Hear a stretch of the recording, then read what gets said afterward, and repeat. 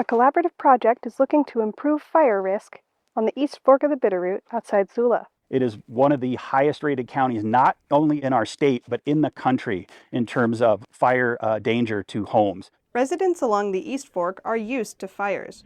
With one road in and out, safety is critical. This area has a very rich fire history. We had the Johnson fire last year. In 2017 had the Myers fire, and there's just multiple fires back here. So, as one fire season wraps up, a project is underway to get ahead of the next one. When we have an active fire situation, any work that we've done ahead of time only helps us. The project is removing dangerous trees along the power lines, building a fuel break. Remove the strike trees that could strike the line and start a fire. Funded through the Montana Forest Action Plan, the project is a partnership between the Forest Service, the Montana DNRC, Ravalli Electric Co-op, and the county. They have a number of outages every year based on trees falling on the power line. As you drive up, you can see all the different places where there's junctions in the lines where they've had to make repairs. It's under the Good Neighbor Authority, which allows state agencies to do forest management on federal land.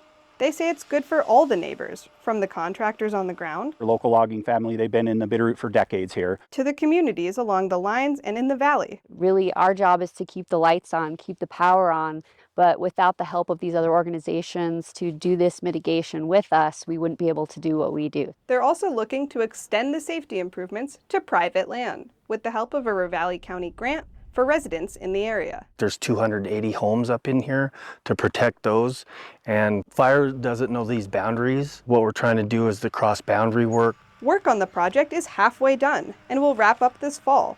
The partners all say the collaboration is strengthening safety protections and teamwork throughout the East Fork. If a big windstorm or we have a big wind event like we had last year in Missoula and then down here in Ravalli County, if that happens again, then if one of these trees fall, it's not going to hit this power line. We won't have to worry about that hazard. We can focus on the fire at that time. In Sula, Caroline Weiss, MTN News.